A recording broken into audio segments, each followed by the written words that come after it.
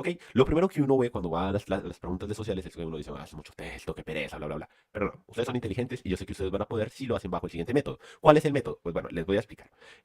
Vamos a elegir acá hacer líneas. Voy a cambiarle el color pues para que se pueda notar.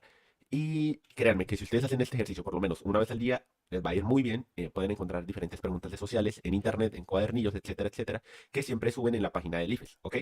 ¿Por qué les digo que ese método funciona? Y discúlpenme antes de ir. Trabajé 2 años en un colegio privado enseñando PDIFES de sociales y de política y economía. Y créanme que este método era lo más cercano para que los muchachos, que en su momento eran mis estudiantes, aprendieran y entendieran cómo poder hacer algo con las preguntas de sociales, sobre todo, porque mucha gente dice, ah, es que sociales es aburrido. No, sociales no es aburrido. Hay que meterle cabeza.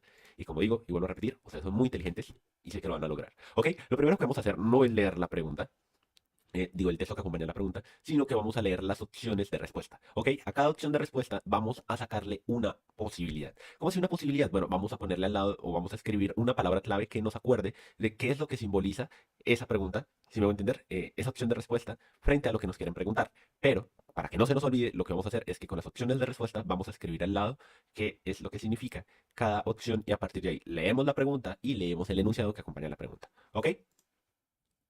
Es decir, vamos a ver cada una de las opciones y lo que yo hago normalmente es siempre elegir dos. ¿Cómo elijo las opciones de respuesta si les parece bastante complicado? Pues no es complicado. Lo que vamos a hacer es que, por ejemplo, acá dice el derecho al libre acceso a la información. O sea, si a mí me hablan del libre acceso a información, por ende yo puedo estar diciendo que hay una limitación sobre la posibilidad de acceder a este derecho. ¿Ok? Entonces yo pongo imposibilidad. Luego pongo B, el derecho a la participación política. Entonces, si nos están diciendo el derecho a la participación política, pues pongo política.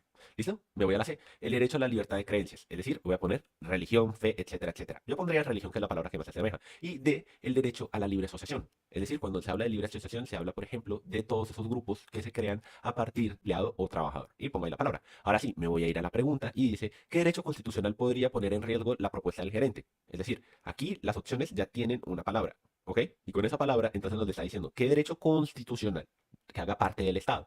Pero yo digo, bueno, no me sé los derechos constitucionales, no pasa nada. ¿Por qué? Porque lo que vamos a hacer es lo siguiente. Dice, derecho al libre acceso a la información, información. Derecho a la participación política, política. Derecho a la libertad de creencias, religión y el derecho a la asociación, trabajo. ¿Ok? Ahora sí, ¿qué voy a hacer ya teniendo estas dos opciones? Me voy a ir a leer la pregunta, pero ya sabiendo que me están preguntando qué derecho. Es decir, ya en mi cabeza tengo que asociar lo que me van a decir acá con derechos. ¿Ok? Entonces dice, en una empresa, uno de los miembros de la junta directiva dice al gerente general, hay un grupo de empleados que están inconformes con las políticas laborales que implementamos recientemente. Es decir, aquí nos está diciendo, hay un grupo de empleados. ¿Y cuál es la opción que habla de empleados?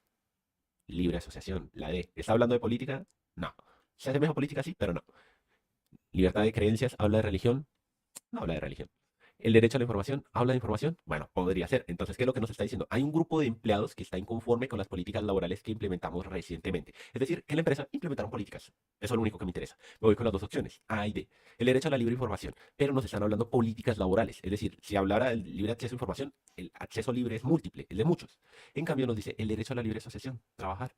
Y se dice que hay un grupo de personas inconformes. Bueno, pues vamos a seguir leyendo en caso tal de que aún no sepamos que la D es la respuesta, porque obviamente la D es la respuesta. Pero, ¿qué pasa si yo no sé que la D es la respuesta? No se preocupen. Yo marco la D y marco la D y marcaría posiblemente la A.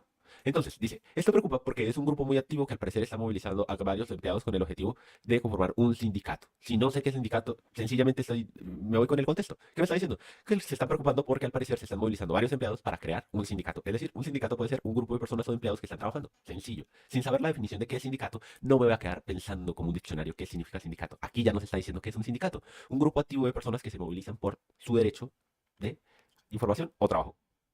Trabajo. Y entonces, cuando hay dos opciones, porque podría decir libre derecho a integrar, pero cuando se habla de asociación, asociar es agrupar, unir. Y si nos está hablando de un grupo de personas, significa que se está hablando de personas que se están uniendo. ¿Ok? Aquí ya me estoy explayando, es decir, aquí ya me estoy explicando sobre más. Porque obviamente, desde que me dicen, hay un grupo de empleados que está inconforme con las políticas laborales, libre asociación. Por lógica. ¿Por qué? Porque dice, se implementaron normas. Y a partir de implementar esas normas, ¿qué pasó? Se creó una libre asociación.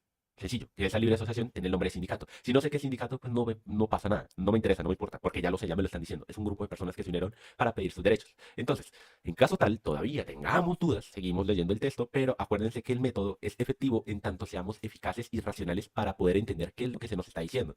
Con la primera parte yo ya hubiera respondido la de y hubiera pasado a la siguiente pregunta. Pero no pasa nada si yo este método pues recientemente lo estoy aplicando porque yo no soy un genio, pero soy inteligente.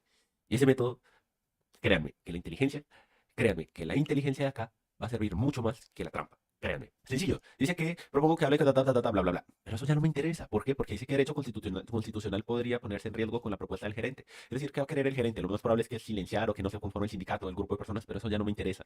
Porque yo ya sé que me están hablando de la D, etcétera. Sencillo. Pero ¿qué pasa cuando son preguntas mucho más complejas? Obviamente no es como que uno pudiera decir, ah, no, voy a volver a aplicar el método y voy a poder responder. Sí y no. ¿Por qué? Porque el método, acuérdense que es para algo racional y la racionalidad es lógica. Pero la lógica no siempre se configura de la misma manera. Entonces, cuando son estos textos bien largos que uno dice, "Ay, no, qué pereza, me da cosa leerlo.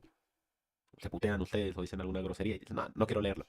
¿Qué van a hacer? Sencillo, muchachos. Volvemos a utilizar en esta parte del método y empezamos con las opciones. Dice, aquí si dice sí es afirmativo, si dice no es negativo, por lógica. Pero entonces dice, sí porque ejecutar acciones para sancionar a los corruptos con penas más duras ayuda a que las acciones pedagógicas, Ok, lo que nos está diciendo acá es que acciones pedagógicas para que los corruptos puedan no seguir cometiendo corrupción.